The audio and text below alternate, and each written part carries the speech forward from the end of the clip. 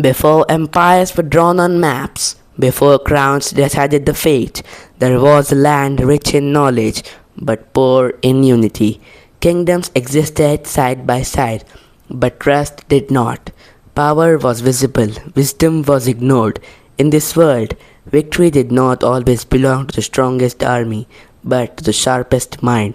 This story does not begin with a battle, it begins with observation, with silence, with patience. A child grows up watching rulers fail, watching greed overpower duty, watching kingdoms fall without a single arrow being fired. He does not seek power, he studies it. He understands something most never do, that empires are not built on strength, but on strategy, timing, and control. Years will pass, kings will rise and fall, dynasties will be erased, yet one mind will quietly decide who deserves the throne and who does not. Only later will history give him a name, Chanakya. Chanakya was not born into royalty. He came from an ordinary background, far from palaces and powers. From a very young age, he observed people closely, their ambitions, fears, greed, and royalty. While others accepted authority as a fate, Chanakya questioned it. Even as a child, he understood a rare truth. Power is not about strength alone, but about understanding human nature. As he grew older, Chanakya reached Takshashila, the greatest center of learning in the ancient world. Here he studied politics, economics, diplomacy, and warfare, not as moral ideals, but as practical tools to control reality. Chanakya was not an idealist. He believed a ruler must deal with the world as it is, not as it should be. These ideas later formed the foundation of the Arthashastra, a detailed guide to governance, intelligence, and statecraft. During this period, India faced an external threat. Alexander the Great invaded from the northwest. King Porus resisted him with courage, though defeated. Porus earned respect for his strength and dignity. There is no historical evidence that Chanakya and Porus ever met, but the invasion itself deeply influenced Chanakya's thinking. He realized something critical.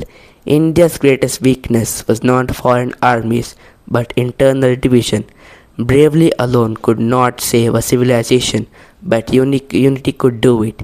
Chanakya traveled to Magadha, ruled by King Dhana, wealthy, powerful, and arrogant. Chanakya hoped to advise the king and strengthen the kingdom against future threats. Instead, he was publicly humiliated and thrown out of the royal court. That movement quietly changed the history. Chanakya did not react with rage, he reacted with calculation. In silence, he decided this throne would fall not by force but by strategy.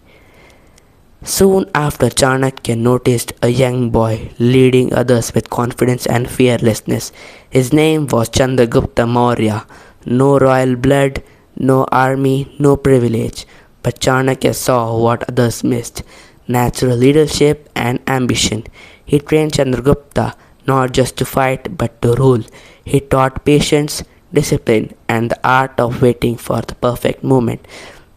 Magadha could not be conquered directly, so Chanakya weakened it from within. He used spies, he broke alliances, he disrupted the economy, he turned public opinion. When the kingdom became hollow, Chandragupta struck.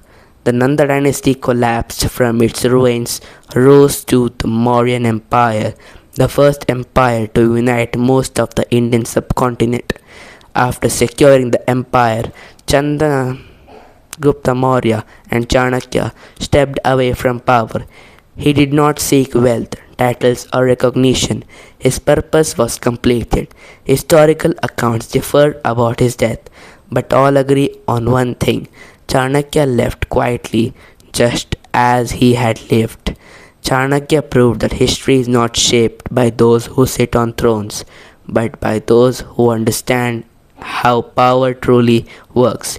Empires fall, kings are forgotten, but ideas and minds like Chanakya rule forever. History doesn't repeat itself, but it always leaves clues. If you like this video, like, share, and subscribe. to channel and press the bell icon for more history records.